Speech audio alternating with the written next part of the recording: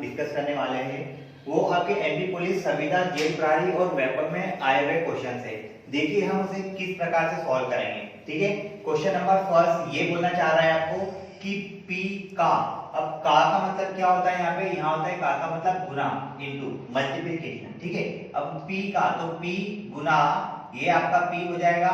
ठीक है, अब ये परसेंट कहा जाएगा किसका है, पी के साथ में परसेंट लगा है तो ये नीचे हो जाएगा 100 बराबर कितना 36 हो। जहां पे भी हो के साथ में जो वैल्यू आएगी या हे के साथ में जो वैल्यू आएगी वो इक्वल के इधर आएगी तो ये 36 है। क्लियर हो गया, P का P प्रतिशत 36 हो तो ये 36 हो गया।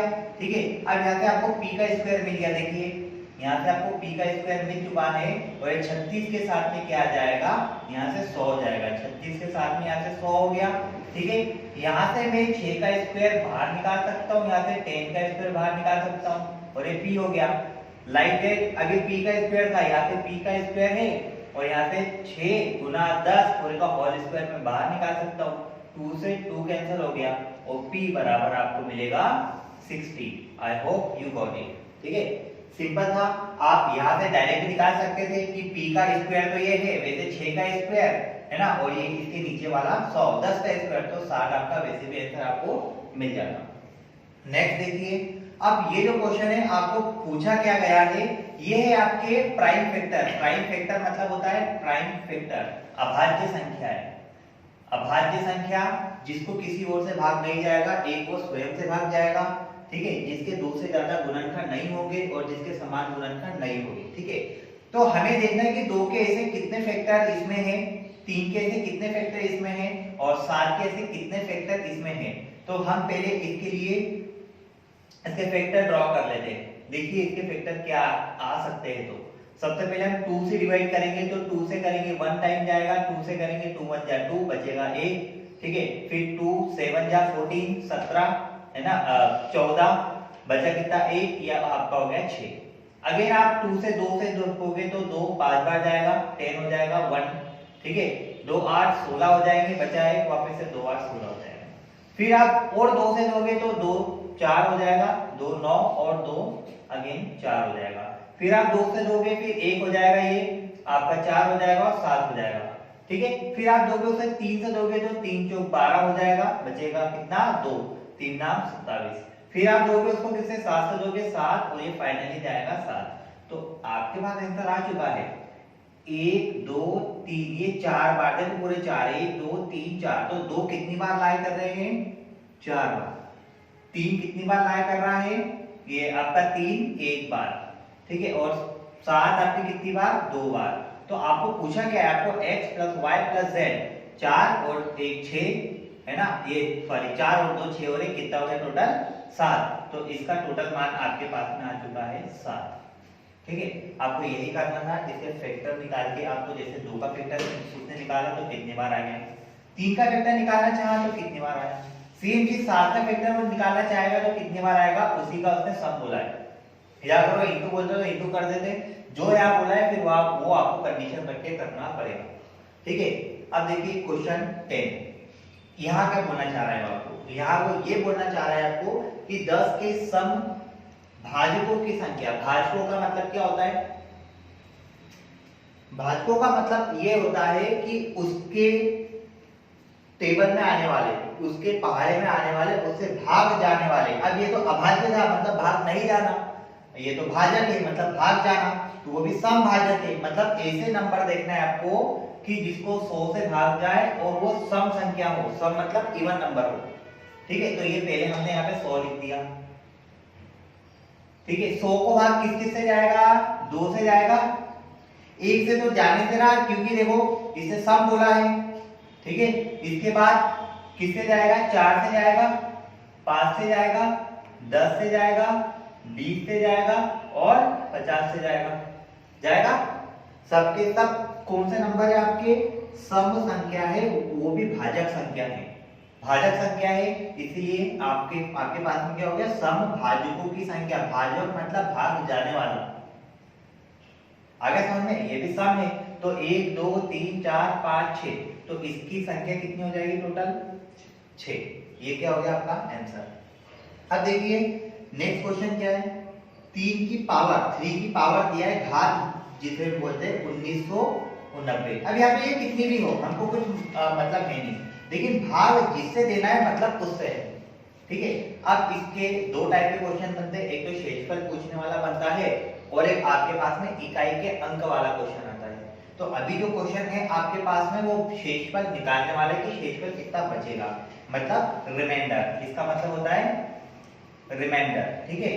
तो ये रिमाइंडर थ्योरम ही इसे कहते हैं और ये क्वेश्चन पक्का एग्जाम में रखा हुआ होता है। अब देखिए जो मैं ट्रिक आपको बताने वाला हूँ, ठीक है, वो ट्रिक आप अच्छे से आपकी कॉपी में नोट कर लेना, ठीक है।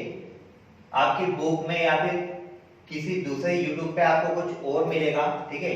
यहाँ आपको ट्रिक अच्छी लगी हो तो लाइक करना, शेयर करना, सब्सक्राइब करना उसे, ठीक। देखिए जरा इधर, आपको जो मल्टीपल निकालने हैं वो 7 के मल्टीपल निकालने हैं। 7 के टेबल में क्या आता है, या तो एक कम होना चाहिए ऊपर वाले से, या तो एक ज्यादा होना चाहिए ऊपर वाले से, ठीक है। अब अगर मैं 3 की पावर मैंने 1 किया तो मुझे 3 दिया, 3 की पावर अगर मैंने 2 किया तो मुझे 9 दिया, और अगर मैंने 3 की पावर 3 किया तो मुझे 27 दिया। क्या दिया? 27 दिया, ठीक है। ऊपर का हो गया होगा तो मैं ऊपर का रफ कर देता हूं, ऊपर का पूरा, क्योंकि ये चीज मैं आपको ऊपर समझाने वाला हूं अभी, ठीक है। यहां से 3 क्वेश्चन है, मैं इसे रफ कर देता हूं।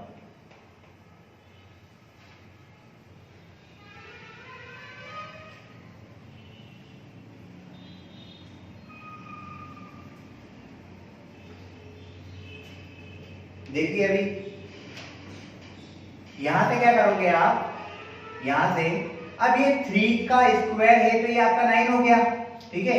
अब ये 3 की का क्यूब है तो ये आपका 27 हो गया, ठीक है। अब बताइए मुझे 7 के टेबल में कौन सा एप्रोक्स पास में मेरी होती है? 7 एकम 7, 7 दूनी 14, 7 21, 7 चौक 28, तो 28 ये इसके पास में एक आ गया 28, ठीक है। 28 आया, लेकिन ये 7 बन जा 7, यहाँ गैप कितने का आया 2 का, लेकिन यहाँ गैप कितने का है 1 का। तो हम एप्रोक्स वैल्यू लेंगे, क्या लेंगे हम? Approx value. तो मैंने 3 की पावर 3 किया, यहाँ से मैंने इसकी पावर में से 3 को कॉमन निकाल लिया बाहर, ठीक है। जो आप है ना पहले पढ़ते थे a की पावर n उसकी पावर m, ठीक है।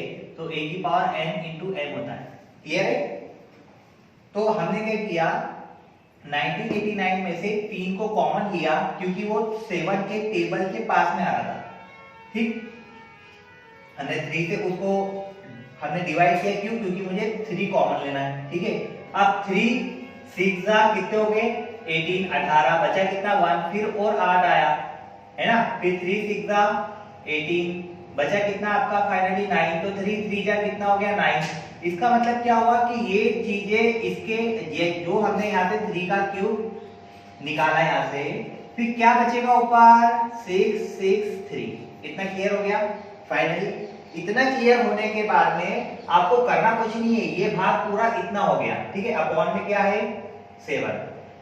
अबे 3 की पावर 3 कितना हो गया आपका 27, तो 27 की पावर कितनी है 663, अपॉन में कितना हो गया 7। अब बताइए 7 के टेबल में 27 आता है क्या? नहीं, 28 आता है। तो 28 अगर मैं बात करना चाहूंगा तो ये हम 28 आता है, तो ये 27 है, इससे ये कम है कि ज्यादा है? कम है ना, कितना कम है? 1 कम है, तो 1 कम है तो हम माइनस का 1 लिखेंगे। ये पूरा 28 है क्या? नहीं। अगर ये पूरा 28 बन जाता है तो मैं काट के कितना लिखूंगा 0 शेषफल बचेगा, है ना। लेकिन ये 1 कम है तो हम क्या करेंगे, यही -1 की पावर 663 कर देंगे, ठीक है। अब देखिए जो पावर आई है वो आपके पास में ऑड पावर आई है, विषम पावर आई है। जब भी विषम पावर आती है तो माइनस ही देता है हमेशा, तो ये माइनस का -1 ही हो जाएगा।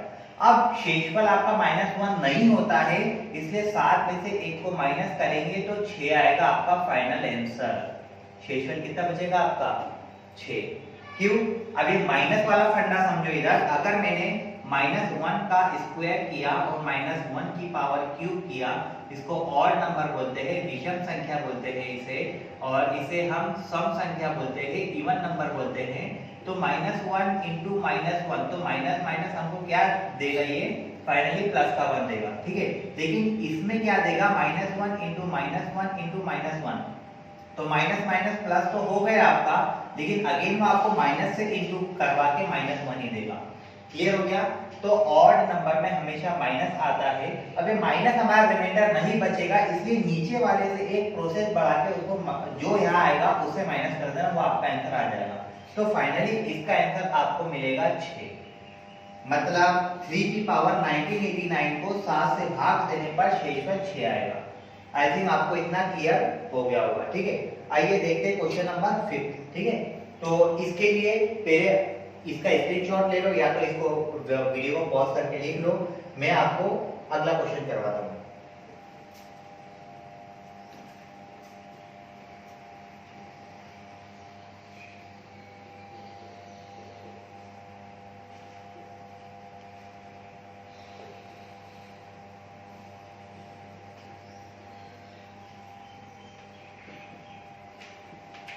अगला क्वेश्चन देखिए, क्वेश्चन नंबर 5।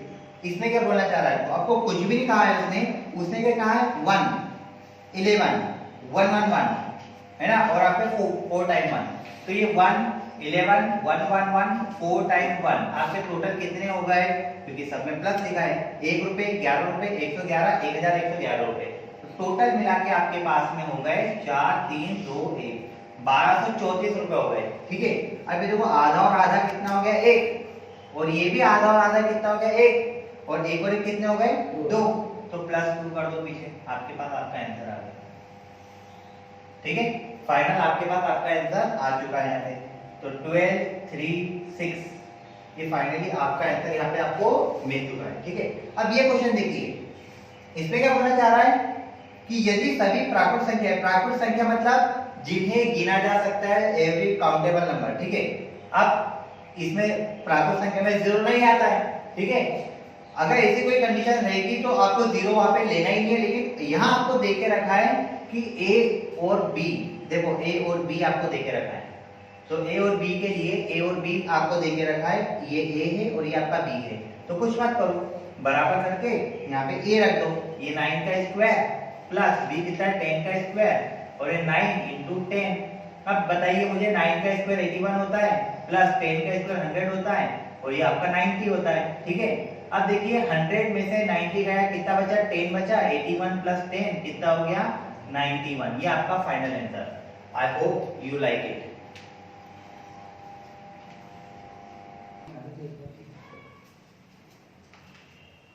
सातवां क्वेश्चन देखिए, सातवां क्वेश्चन आपको कहना क्या चाहता है कि यदि किन्हीं दो प्राकृत संख्याओं, अब वो प्राकृत संख्या की बात कर रहा है, मैंने आपको कहा था कि प्राकृत संख्या स्टार्ट फ्रॉम 1 2 3 4, तो ऐसी आगे बढ़ती जाएगी, इसमें 0 वगैरह और इंटीजर नंबर आपके नहीं आएगा, इंटीजर मतलब माइनस वाले नहीं आएंगे, क्योंकि उसने प्राकृत की बात की, तो आपको यही टर्म में पूरा फोकस करना है, ठीक है। अब देखो A और B के लिए, तो A का जो घात आ जा रही है वो B जा रही है, मतलब A की पावर B जा रही है और 125 हो रहा है, तो किसकी घात 125 हो जाएगा।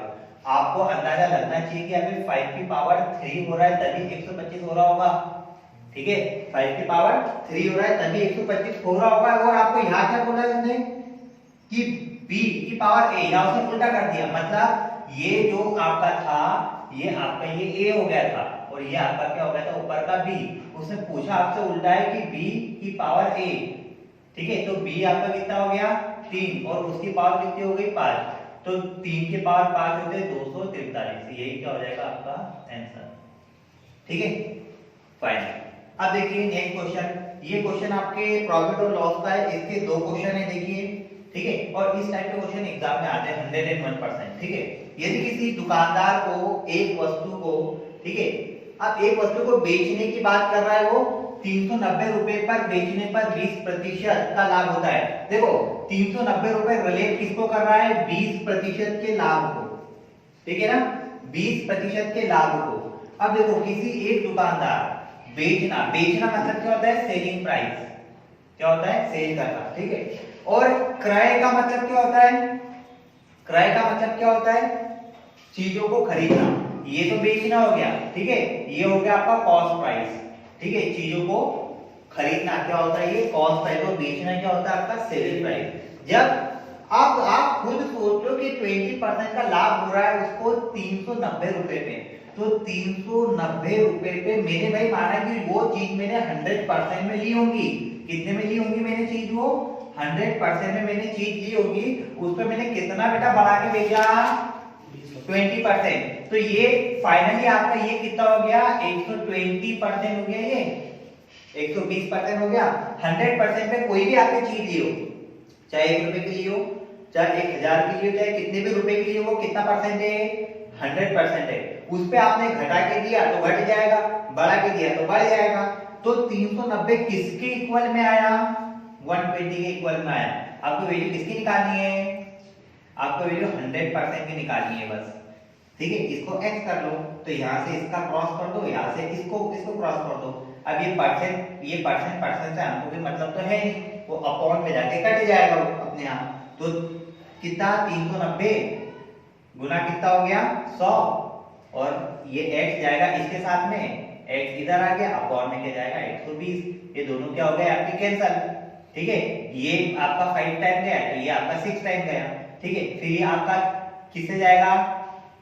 3 से जाएगा, 3 2 जा, 3 1 जा, 3 3 जा। ठीक है, फाइनल आपका कितना हो गया? 65। ठीक, अब ये आपके पास में 65 गुना 5 कितना होता है? अब बताओ 65 का आधा कितना होता है?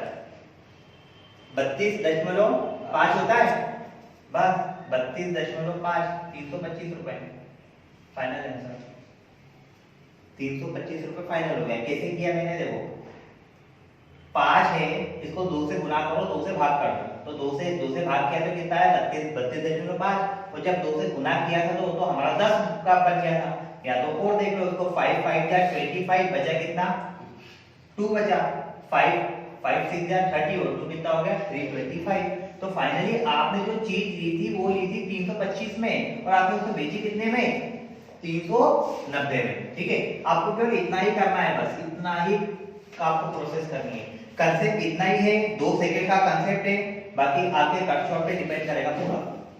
ठीक है, आइए देखिए 40 व्यक्ति। अब ये आपके जो क्वेश्चन है ये आपका टाइम एंड वर्क से रिलेटेड है ना, और उसका ही एक पार्ट आपका होता है एकांकी नियम का। एकांकी नियम का क्वेश्चन होता है, जो पार्ट होता है उसका ये क्वेश्चन है। तो क्वेश्चन को देखो, आपने एमडीएच मसालों का नाम सुना है? एमडीएच, तो एमडीएच मसाले अपॉन में क्या कर दो? W कर दो। M1 D1 H1 अपॉन में W1 बराबर कर दो। एमडीएच वही एमडीएच अपॉन में क्या कर दो? W2 कर दो। ठीक है, ये 2 2 2 यही फॉर्मेट आपको बेटा अप्लाई करना है। चाहे कैसा भी क्वेश्चन हो, कितना ही बड़ा क्वेश्चन हो, ये फॉर्मेट अप्लाई करना। इसका मतलब क्या होता है? M का मतलब मेन, आदमी, व्यक्ति, D का मतलब डेज, और H का मतलब होता है आवर्स, घंटे। ठीक है, D का मतलब दिन, W का मतलब होता है कार्य, या फिर नीचे रुपीस हो जाएगा। क्या हो जाएगा? या फिर रुपीस। अगर कार्य नहीं देके रखा है तो रुपीस देके रखा होगा, बराबर है? ठीक, अब देखो हम जमाते 40 व्यक्ति 30 दिन में, पहला वाला फॉर्मेट उठा लो। 40 व्यक्ति है ना, दिन कितने हैं? 30 दिन है, और कितना? 200 किलोग्राम चावल खाते हैं, तो उसने वर्क कितने पे किया बेटा? 200 पे वर्क किया। कोई डाउट? काम कितने पे किया उन्होंने? खाने का वर्क किस में जाएगा? बटे में जाएगा, तो उसने 200 किलोग्राम खाने का काम। ठीक है, इधर आओ। तो कितने दिनों में, अब कितने दिनों में बोल रहा है वो? 30 व्यक्ति कितने दिनों में कितना खाएंगे? 500। भाई कितने दिनों में खाएंगे ये 500? अब देखो इक्वल का साइन है, तो ये 30 से 30 क्या हो गया? फाइनली आपका कर दिया। ठीक है, यार 0 0, ये 0 0 भी आपका क्या हो गया? कट चुका है। ठीक है, अब बचा क्या आपके पास में? 2 जाएगा और ये 20 हो जाएगा। ठीक, और ये 5 और ये 20 कितना हो गया? 100 हो गया। तो D बराबर कितना हो गया? 100। ये आपके पास में फाइनल आंसर। तो कितने दिन में हो गया? 100 दिन में। 40 व्यक्ति 30 दिनों में 200 किलोग्राम चावल खाते हैं, तो 100 दिन में आपके 30 व्यक्ति 500 किलोग्राम चावल खाएंगे। सिंपल सा फॉर्मेट है। इसको देखो कितना अच्छा दिख रहा क्वेश्चन ये। यदि 8 पेन का क्रय मूल्य, क्रय मतलब कॉस्ट प्राइस सीपी, मतलब अगर मैंने 8 पेन 8 रुपए के लिए, ध्यान दो अच्छे से, 8 पेन बेटा मैंने कितने के लिए? 8 रुपए के लिए, और 6 पेन के क्रय मूल्य के बराबर है, 6 पेन के विक्रय मूल्य के बराबर है, तो ये क्या हो गया आपका एसपी, क्या हो गया आपका सेलिंग प्राइस। अरे भाई तुमने 8 पेन लिए 8 रुपए के, समझ रहे हो, क्या लिए 8 पेन लिए 8 रुपए के, और आपने वही 6 पेन 8 रुपए में बेच दिए, इसमें कोई डाउट? मतलब हमको इससे कुछ बेटा मतलब है क्या? अभी नहीं, हमको मतलब किससे है? इससे।